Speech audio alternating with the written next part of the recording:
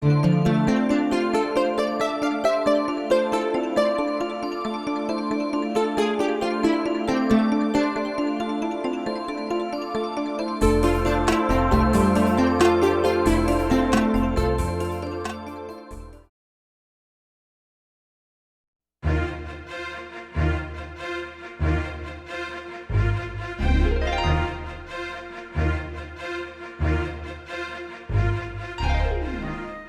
full schedule today. As Diana makes her way up front, we have 4 announcements prior to that. Mr. Vita, since we are being filmed by the magnificent and awesome group from METV, Mr. Clapsaddle and his team, I will ask everyone making announcements today to make their way all the way up to the podium, please. Mr. Vita. Good afternoon. I just wanted to extend an invitation to everybody, if you'd like, on Saturday morning at about 9 o'clock out at Jesse P. Miller Elementary School. Our Manatee High School Key Club will be installing the reading garden out there. That's their single service project. You might recall last year their single service project was to do the equal access playground down on the Riverwalk.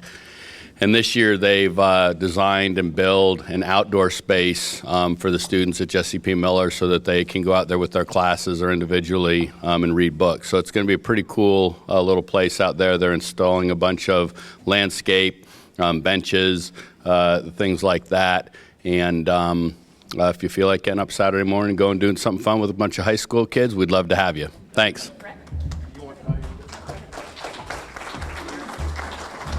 Okay, I have 2 announcements. First one, Lori Fox wanted me to announce that last month our board voted to have another subcommittee within the Community Services committee,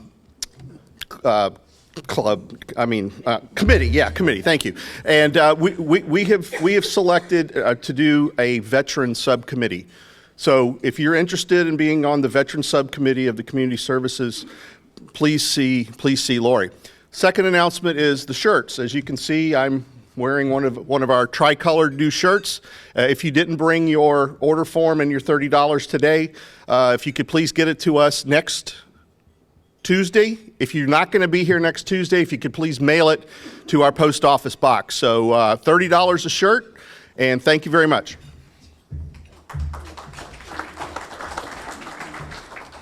Hi, I want to quickly talk to you about the Bradenton Kiwanis room that we're doing at the Habitat Restore event on March 2nd from 6 to 8. Would all the members that are on the Habitat Restore team stand up? We're in competition. We're repurposing furniture at the Restore. Come on, team members, stand up. Gretchen, Jane, Don, come on, Pedro, all of you guys.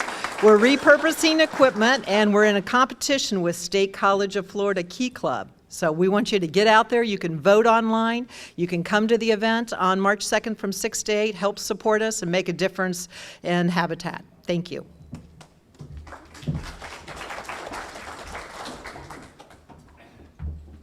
Hi, everybody. It's time for Every Child a Reader again, and I see a lot of new faces out there, so I'm going to briefly explain. This is the week-long program that we do on an annual basis in conjunction with Children's Week, where we volunteer to go into preschool classrooms, so early education, read a book to the children, and then they each get their very own book to take home and read with their families. So I have the sign-up sheets. Some of these are school-based sites. Some of them are private facilities. And the week that we're going to be reading is March 27th through 31st. So you choose your classroom, then you coordinate with the teacher to get the best day of that week and time for both your schedules. So please see me to sign up.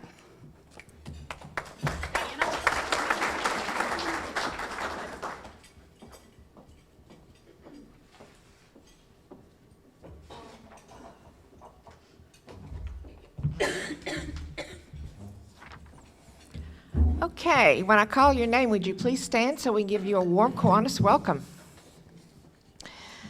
Returning, we have our snowbirds from the Alliance Ohio Kiwanis Club, Linda Roos and Jerry Roos. Welcome. Glad to have you. Roland Emerton has as his guest Bob Mariano. Bob, where are you? Welcome. LeMoyne Johnson has as his guest is Lily Say, who does the pictures for us. We also have another snowbird from Kalamazoo, Michigan, Kiwanis. That's Tom Fox.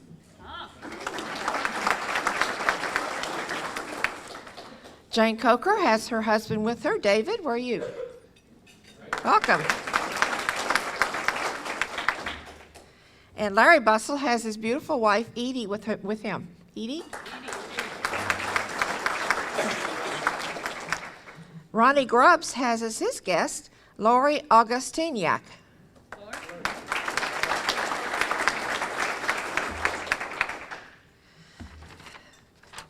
And from the West Bradenton Kiwanis, we have Ken Christie.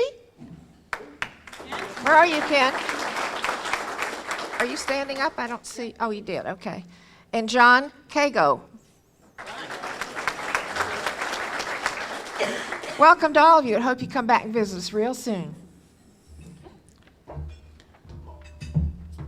Now it's my great pleasure to bring up one of our very own members who will introduce our guest. Mr. Steve, would you join me?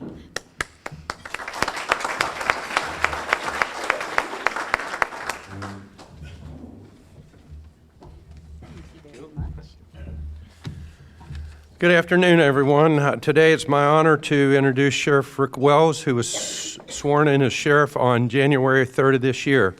Sheriff Wells was with the Palmetto Police Department as their chief from 2010 to 2015, and before that he spent 21 years with the Florida Highway Patrol, raising to the rank of sergeant. Altogether, Sheriff Wells has 31 years of law enforcement.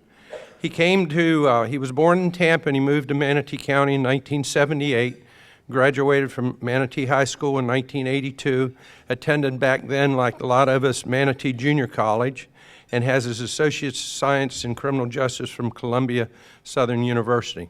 Sheriff Wells was named the Manatee County Law Enforcement Officer of the Year in 1991, received the Manatee County Whitey Knudsen Award in 1991, received a Now Visionary Award in 2012, the NAACP Humanitarian Award in 2014, and the Edgar Price Humanitarian Award in 2016.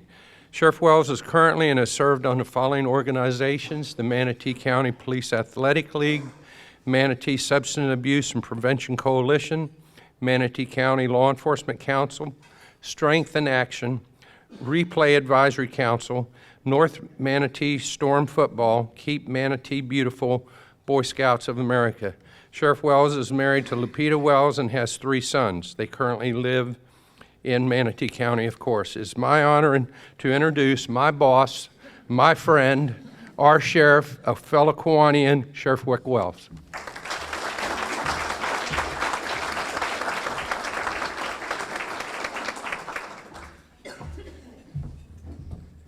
There's always something that brings to your attention something you need to change before you have a speaking engagement. The first thing I should have told Steve is don't show me up wearing long sleeves and looking all slick in your Class A uniform with your gold buttons. But it looks good. Steve's one of those retired guys you just can't get rid of. I mean, he just keeps on coming back, and we're lucky to have him because he has so much experience.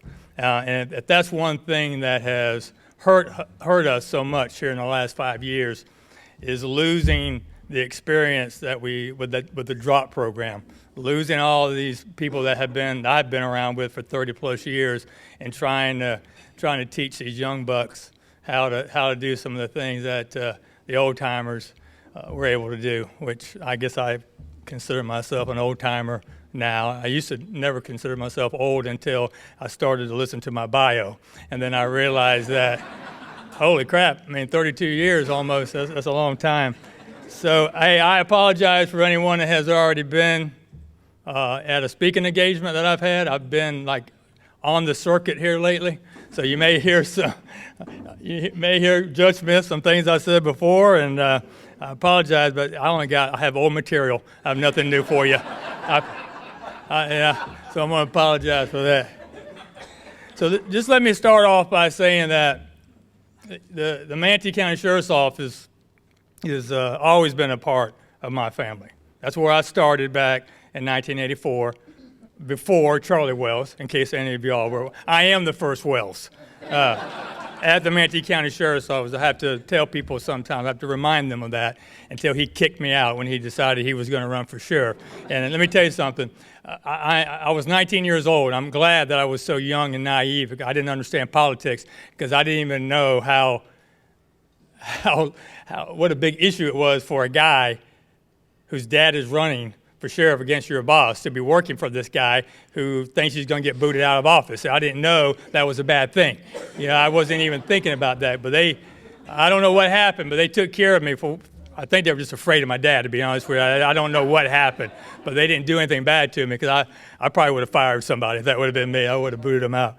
The sheriff's office has got 501 sworn law enforcement positions right now as we speak. That includes road deputies, court security, our warrants, everything from road enforcement, road deputies, all the way up to our detectives. We've got 277 full-time correction deputies. They work in the jail, and that's a heck of a job in there. So altogether, we have about 1,200 employees, which is a lot different than it was when I first started in 1984. So we have grown as the community has grown, and we continue to try to fight that growth and keep up with the growth and give that same level of service that we've always been able to provide here in Manatee County. Last year, our deputies responded to over 360,000 calls and averaged out to be about 985 calls per day. Once again, that's a lot of calls that our deputies are responding to in a 24-hour period. And let me tell you, that's nothing like it was back in the day when I first started. So, we know how big our county is getting. So if there's one thing that we struggle with is the increase in calls that we have limit that proactive enforcement. Being a true deterrent, being able to really patrol those neighborhoods and those businesses the way we want to, and try, because the primary goal for any law enforcement officer is you want to deter crime. We want to deter the crime from occurring. We can't always do that right now like we want to do, because we're always going from call to call to call. So we continue to work with the county commissioners to try to get more positions. They have been great to us. They understand the issues that we go through, but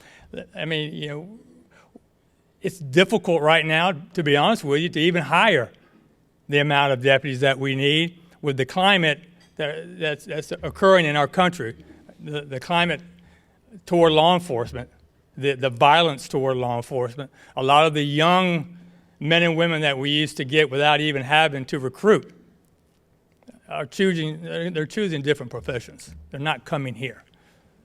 A lot of them now would prefer to go to the federal side of law enforcement because they feel that they have a little bit more protection. It's not as dangerous as being out here on these streets.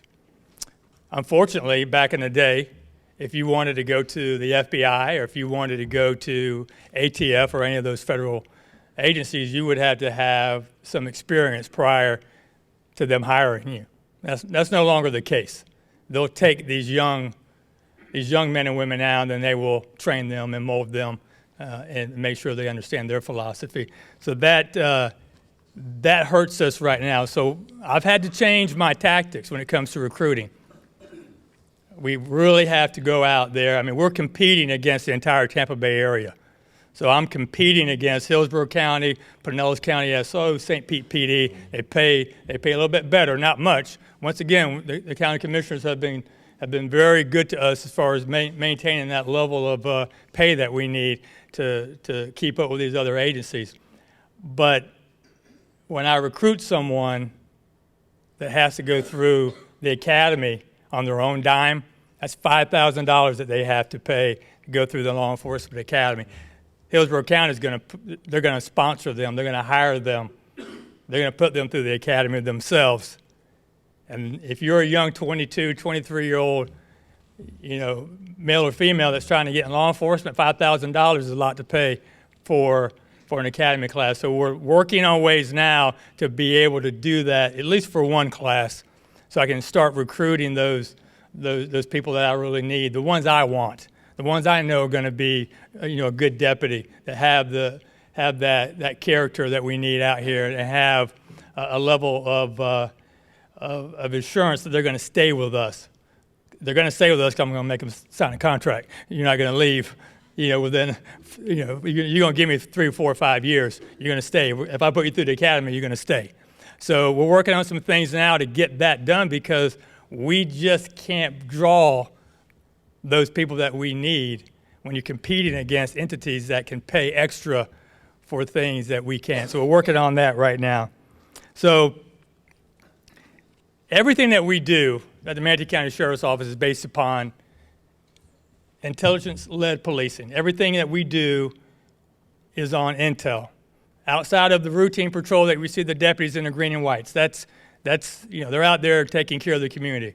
But how do we go about fighting crime, and how do we stay on top of crime, and what do we do to try to prevent crime? Every Tuesday we meet, and I'll be there today when I leave here. We have an intel meeting. We call it CORE. All my captains, I have 3 district captains. We've broken up the districts into east, west, and north. They are there. They're there with their cops, deputies. Those are my community policing deputies that we use to really touch out and reach out to the community and fight crime in different districts. So they're there, and we're going over numbers, and they're explaining to me why crime is up in their district, and they're also explaining to me how they kept crime down in their district. And it's not a session where we're out there, criticizing. What we're trying to do is trying to get ahead of crime trends. So they've already, hopefully by the time they get into that meeting on Tuesday, they've already identified why the crime is up, where the crime trends are, what they're doing to combat it, prevent it, and deter it from happening again. So those meetings have great value to my agency, because we're sharing valuable information that unfortunately some agencies don't do. Sometimes the road deputies don't know what the detectives are doing. Sometimes the road deputies, which is your most important unit in any law enforcement agency, don't know why crime in certain areas are occurring and what's being done about it. All they know is that they're taking reports and they're going from call to call to call, but they don't know what's happening above them. So we have 3 very important crime analysis people that are one of the most, they are an invaluable unit to me, because they sit down and look and analyze the numbers. They can tell you where a crime is occurring based upon the information that they have. What is the trend? They can tell you we've had 5 vehicle burglaries in Harrison Ranch on a Tuesday between 1 a.m. and 3 a.m. They can see that the next night they went over to Lexington. Same time, same MO. We've had them predict where the next night or the next time where they're going to hit. We've had deputies in those areas waiting for them to hit, and they've come in there. We have undercover, I'm not going to tell you all my tactics, but we have like undercover. We have undercover guys in there, right? So we're waiting for them to come in. Several occasions we've been able to catch them in the act. So all that information that we share on a daily basis, but on those Tuesdays is when we come in there and we truly attack every trend and make sure that we have the suspects that we need. Why don't we have suspects? Where are they at? What are we doing to find them? So it's been a valuable tool for us here at the Sheriff's Office. Now, when we talk about crime in Manatee County, even with everything going on, our deputies did an outstanding job in 2016. Crime in Manatee County was down 15.1%. Violent crime was down 16.2%, and that is just a remarkable number when you think about the growth that we've had here and the shortage that we have at the Sheriff's Office. But they have continued to be able to go out there and do some outstanding work. And that's all on them. we have some dedicated people that really work hard every single day to fight crime and keep our communities safe. And I'll tell you, and you know this, I mean, we live here too. I mean, my community is your community, and we want it safe. I want my family to be safe. My kids go to school here. These deputies want their community to be safe. So they work extremely hard in trying to make sure that they catch the bad guy, or they have that information that they can pass up to detectives to do more work.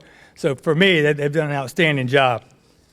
Now, the issue, as you all know, you all read about it, has been the heroin. The heroin has destroyed hundreds of families in Manatee County the last 2 years.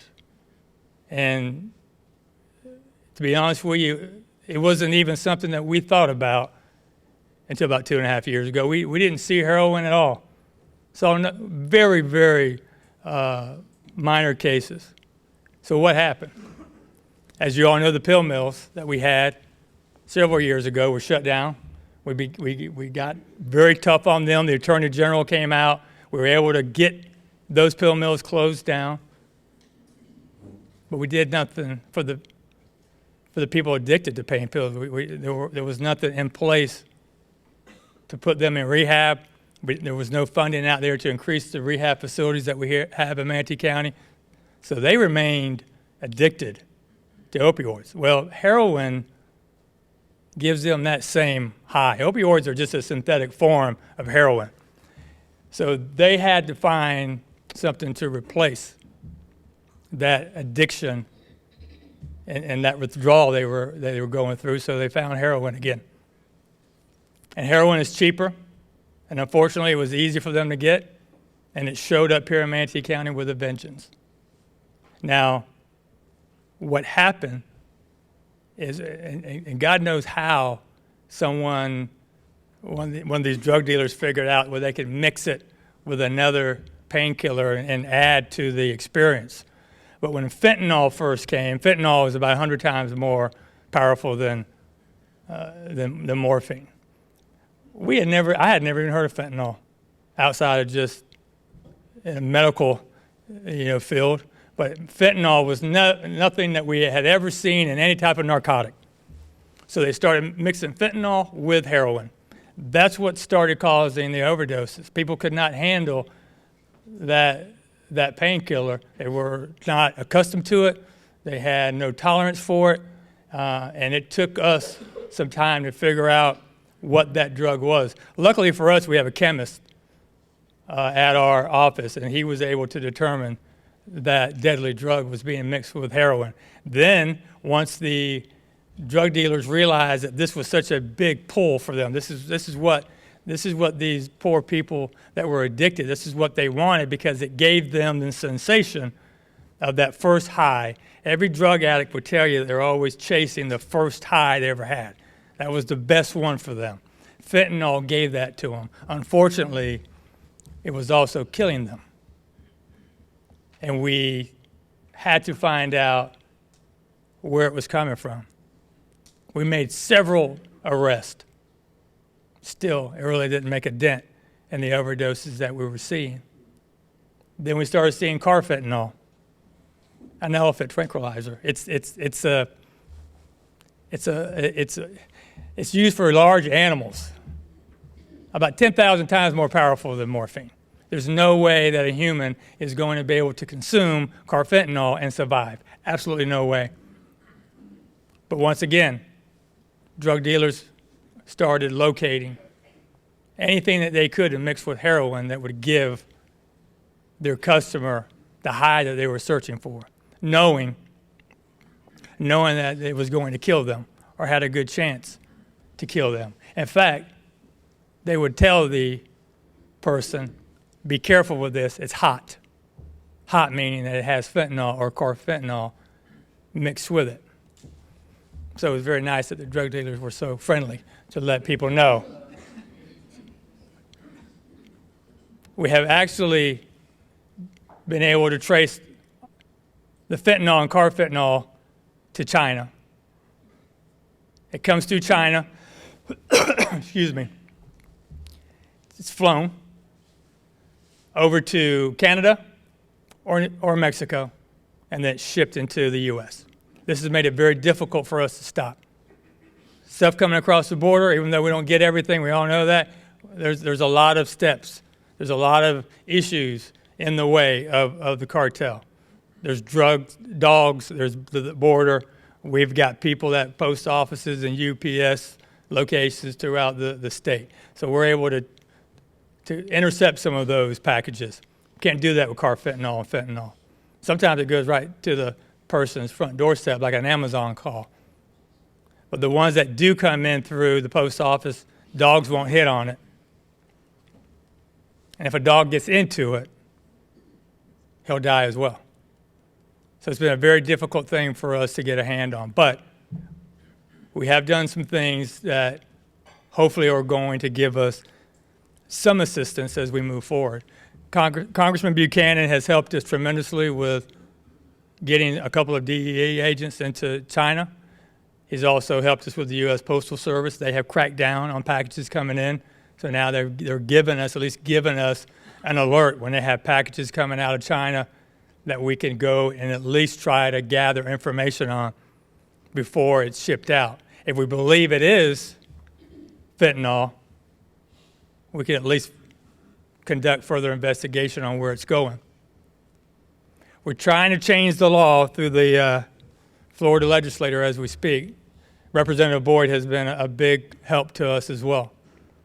The statute, as it is now for fentanyl or carfentanil or any of those other compounds, is only considered a controlled substance. It's not on the scheduled list, the Scheduled 1 or Scheduled 2 narcotics, which means there's no trafficking amount. 5 grams of fentanyl is no different than 5,000 grams of fentanyl. So when somebody goes to jail for 5,000 grams of fentanyl, the bond is the same, the sentence is the same, which is minimum. There's just not any meat to it. If I put someone in jail for 21 grams of cocaine, they're going away for a while. So we're trying to get that on the Scheduled 1 narcotic list, and I do believe we're going to do that. Another problem we have is that we know that we have drug dealers that we have identified that are knowingly giving fentanyl, carfentanil, or whatever to the victims, which is killing them. The problem here on the state level is the statute. In order for us to charge someone for manslaughter or homicide, the medical examiner has to be able to prove that the fentanyl or carfentanil was the drug that killed that person. Well, they can't do that, unfortunately, because a lot of drug addicts have more than one drug in their system. They may have the heroin, fentanyl, maybe some cocaine, maybe something else. So it's very difficult for the medical examiner to be able to pinpoint that's what killed this person. So we've got 2 cases that we've taken to the federal side because the federal statute is a lot easier to prosecute. On the federal side, you only have to prove that there was a trace of fentanyl or carfentanil in that person's system. It doesn't matter what other drugs they may have had in there. So we're trying to get the state statute to at least mirror or at least loosen it up a little bit to look like the federal side. But it's been a tough road trying to get a handle on these painkillers because people want them. So they're out there searching for them. At one time, you could order fentanyl patches on Amazon, and you could have that shipped right to your house. Now, you had to have like a doctor's prescription, which you can have that made up in a heartbeat. Now, they have taken that off here as of late. So we had at least 2 cases here in Manatee County that I know of where that's how the person OD'd. They got a package out of Amazon at some company, and they OD'd. And we asked them, why did you order that? What would you? We said, well, I just was looking to see what it would do. Never done anything before like that. First time almost killed you. So that's what we're up against, and that's how it's been. For the men and women out there on the street, they're making good arrests. big time arrests. But our dealers haven't been getting the time they deserve. And hopefully we can change that. But we continue to fight the fight every day. Now, when you talk to families like I have, it's difficult to look them in the face. And if you feel that pain that they're going through, you know that we have to do more, and we have to continue to fight. And we will do that. We will never give up, because we owe that to these families. Now, when you're addicted to heroin or any drug, you're always searching to try to find that money you need to supply that habit. So even though we are not out to arrest the addicts, we're trying to find the big boys in town. But I'll be honest with you, sometimes the best place for a drug addict is in jail. It truly is, because they're not going to die. They're safer in jail. They're safe from the demons that they have. So knowing that we had these people in our jail, I felt that it was very important for me to try to take advantage of that and try to help them in some way. What could I do to start the process of healing and get them through their addiction? So we opened up 2 recovery pods. We have faith-based people from throughout this county come in. We have the Salvation Army, drug experts, you name it. So 90 days before they're going to be released, we start this drug treatment. We're not a rehab facility, but we can bring people in that have that knowledge. So we try to give them everything that they need, start breaking that habit. And then when they get released, we can take them to a facility where they can continue with the treatment. Last week I went to a graduation for our volunteers that help us in this recovery pod. And I had no idea this was going to happen, but we had a gentleman that had gone through, who was addicted to heroin and many other things, and had been, through our program, had been clean and sober for over a year. That's all I needed, right?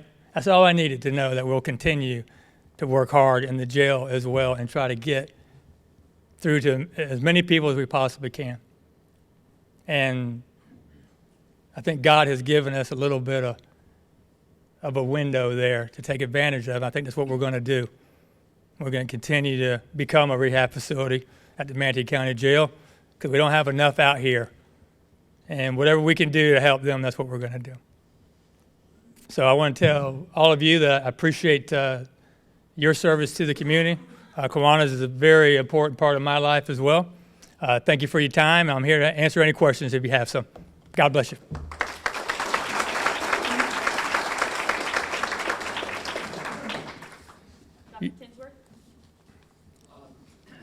Yesterday being President's Day, there was a lot of traffic out on the streets impacting flow of people to the island and back.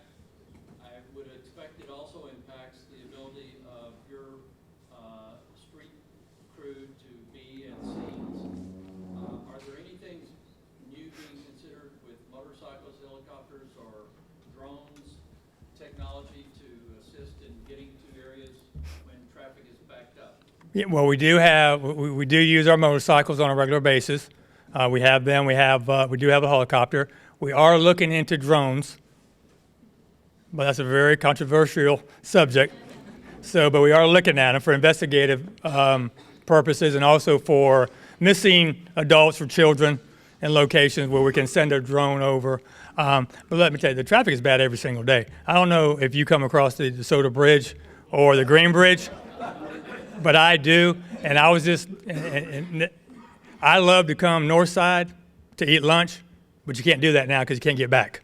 So we have to, our deputies know what the traffic issues are every day, because we have to go through that on a regular basis. So they just try to stay in areas strategically that are going to eliminate them having to go through certain parts of the county.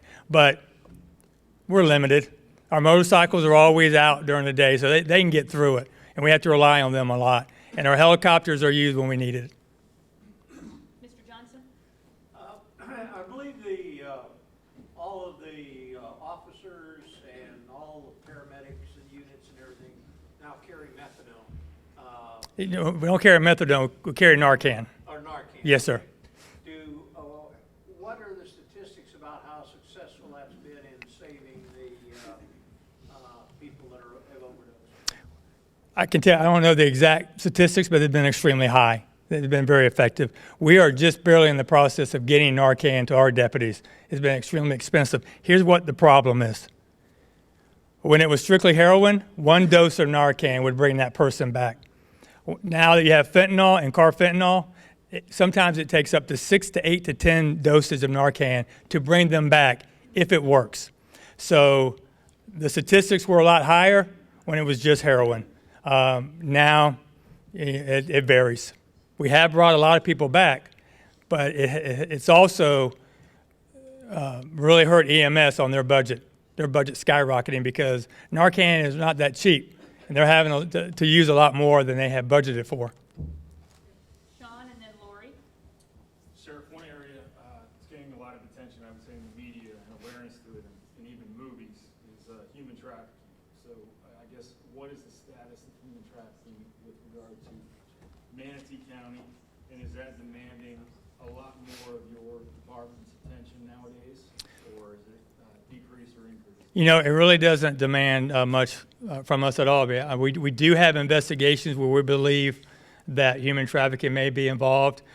We work with our state and federal partners for those in-depth investigations. Right now, we're working something with FDLE, but they'll handle the back end of that. If we identify what we believe is human trafficking, then we will start the investigation and we'll bring outside help in as well, because they're long-term at times. Because you're talking about Manatee County, but we have to go all the way up to the food chain. That may be in Mexico, it may be in Texas, it may be anywhere in the entire state of Florida. Our guys are prepared to handle those type of investigations, but we can only take it so far. But we do have a great partnership with our state and federal law enforcement buddies.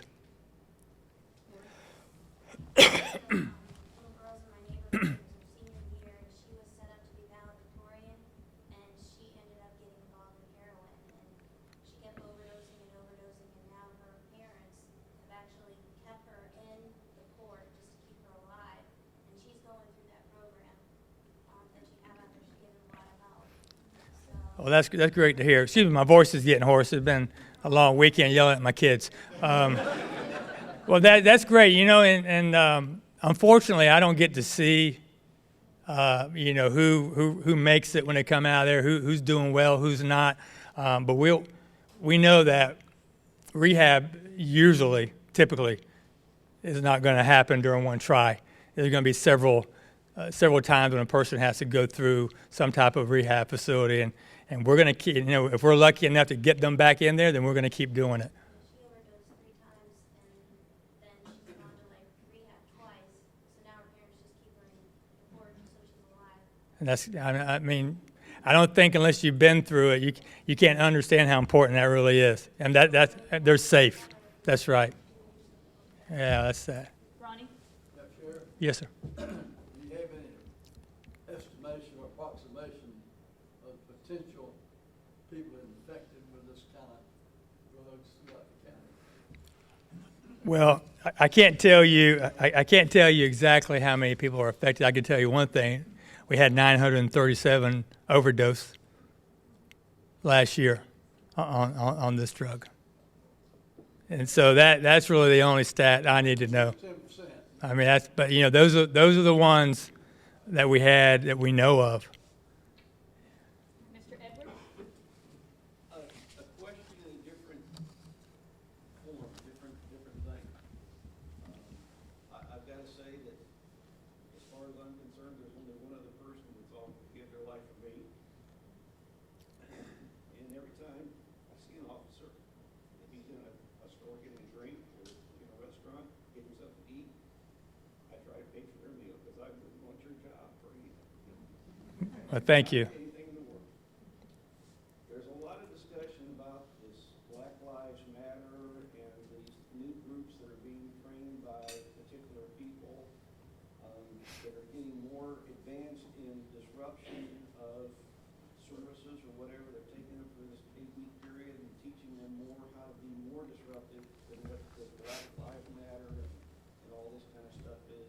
Have you heard anything uptick on this? Is this a true thing or is this false news? Or You know, we haven't received any intelligence that that confirm anything we don't already know about the movement itself and some of the violence that has occurred. But we do know that there are radical groups that may not even belong to Black Lives Matter or any other peaceful protesting that's happening. They may try to connect themselves with that group. They're not really a part of that group. All we can do is continue to train our deputies. And we've had some very generous donors last year donate some money to help us buy Kevlar helmets for every deputy and also high impact vests. And we all have vests, but my vest won't stop an AR-15. Now we have tactical vests that a deputy could put on to help them in case we are under fire from a high-profile type weapon, but the deputies are aware of what's going on. This is the problem with a road deputy. If you call them, they're coming in to help. So that's when they become the most vulnerable. That's when they're attacked because they're going to help someone and they're not expecting that type of attack. The only thing that we can do is give them that equipment to hopefully save their lives during that time where they can gain cover and then do what they have to do before backup gets there. We haven't heard a lot of intel, to answer your question, that goes over and beyond what we already know. Can I have a round of applause? Thank you all.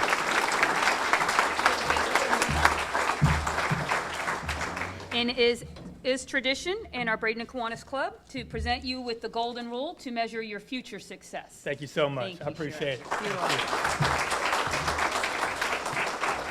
Thank you to each and every one of you who brought a guest with you. Guests, we hope that you enjoyed yourself, and we'll look on our website to our future speakers and come back and join us again. With that, we are adjourned.